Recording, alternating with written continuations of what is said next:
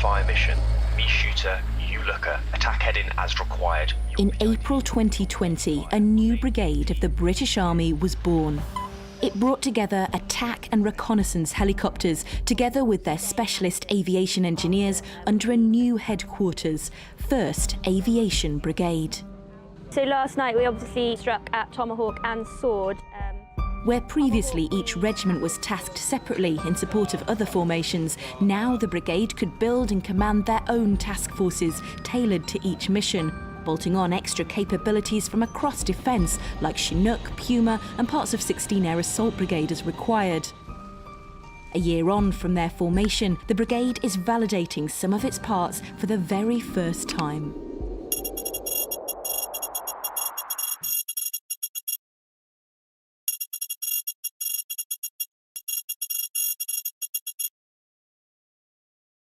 So this evening we're going to take our Wildcat helicopter and we're going to go on a training mission. The plan is to head to Duxford, which today plays the part of our reconnaissance objective.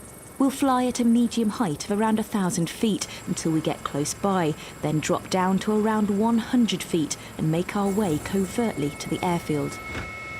We'll stand off as far as we can away and get our sensors in to the target area.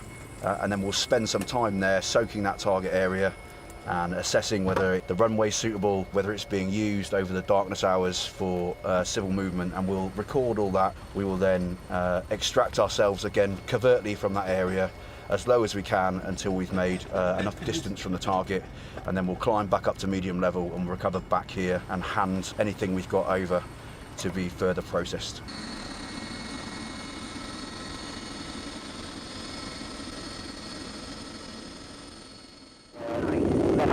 Area where it's safety, set down 2,000 feet. Now we're in the low level environment, kind of 100 feet. We're a bit more comfortable with Army aviators. And then we're going to track progress now, picking our way, using the terrain, using the hills and the woods to hide behind. As we make our way towards the target, we're about 60 kilometres away from that target now. So we're going to ingress at low level for the next 60 kilometres. 1st Aviation Brigade's two main assets are the Wildcat, their reconnaissance helicopter, and the Apache, designed for attack. Brought together under the new brigade, the two can work side by side more seamlessly. The Wildcat is largely unarmed. It's light and agile with excellent camera and targeting systems. It finds the enemy and communicates the target to the Apache. The Apache is heavily armed, designed to fight its way to the objective, fight on the objective, and fight its way back. We've got 3 crews, so we've got an aircraft commander, pilot and a crewman in the back. So it really is like what we call a 3-crew concept, and everyone has a say. So we've got a corporal in the back. I will be, as a captain, I will be the pilot, and I could have an aircraft commander as a staff sergeant or a sergeant. So it's completely turning the usual balance of the army, and it's a really nice environment. It's very much like everyone has a say and we are one crew together. The Apache is it is a delight to fly. So it's got lots of power, it's agile, it has a great presence, and I think that's part of our deterrent. There will always be competition with us, yeah, they're Apache and their attack, their ballistic glass that separates the two and they sit behind each other.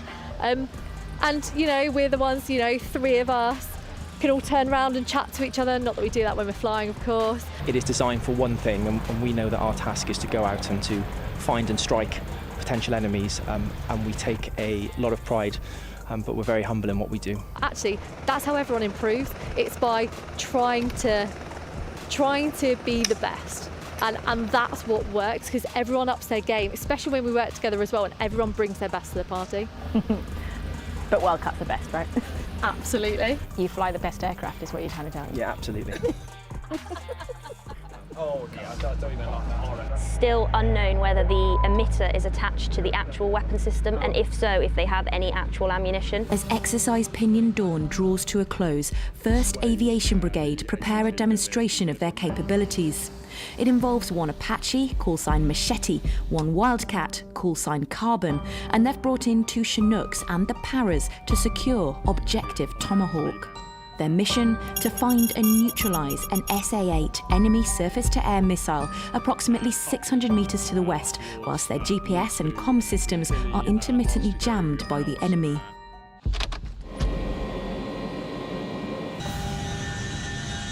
So if you look over to my right-hand side, the end of the strip wood block, approximately a kilometre away, you should begin to see carbon unmasking. The Wildcat is going to unmask itself just enough so that it can get that direct line of sight to the target. It is going to set the laser designator onto the target. The Apache is going to remain concealed, not exposing itself throughout all of this, and fire the Hellfire. So it'll be a lock-on after launch where the missile essentially will climb, see the laser spot, and then descend back down towards the target. To laser hand over target, both aircraft, both Wildcat and Apache, have a laser target designator on it. So essentially we fire a laser at a target, and then the other aircraft has a laser finder essentially, and they will be able to pick up our laser code, and from that they will be able to find, do a sweep of the battlefield, see exactly where our lasers point to, and lock onto that target straight away. So it's the quickest way we can hand over a target to each other. The two combined assets really complement each other, and that's where, you know, for the rivalry aside, Wildcat and Apache together is a really potent combination.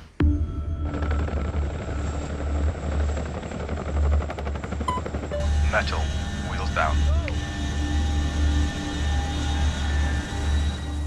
Before the formation of 1st Aviation Brigade, Army aviation existed in a number of different pockets, which meant that it was quite disparate in the way that it was commanded. It was very much like we were in our separate regiments. So we were 1 Regiment Army Air Corps, and we flew Wildcats, and you had 3 and 4 Reg, the other side of the country in Suffolk flying Apache. It meant that there wasn't the command and control over the whole of all Army aviation outputs to deliver a credible capability to the Army. For us, it's about going and engaging the enemy before the enemy have a chance to engage our ground forces. So the ground battle becomes what we call an anticlimactic battle, because that battle's already been done. Carbon, fire mission, code Alpha, Tango 09. We're agile, we can deploy rapidly, we have a long range, we have reach, we can go places quickly, we're survivable, and we're lethal. The vision is much bigger than the exercise we're on today. You know, we start from humble beginnings, but the hope is that over the next 2, 3, 4, 5 years, that actually this exercise grows and we start to look at, you know, projecting out into Europe, exercising with partners and allies. But we start somewhere, and so Stanta is as good a place to start as any.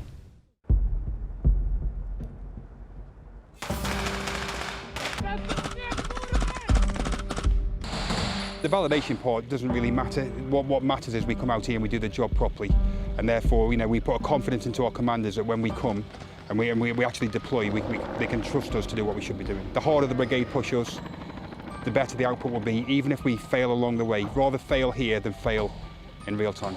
The formation of the brigade to now command the Army aviation is really exciting. And I was lucky enough to deploy on lots of exercises, both before the creation of the brigade and since the creation of the brigade, and it's an absolute force multiplier.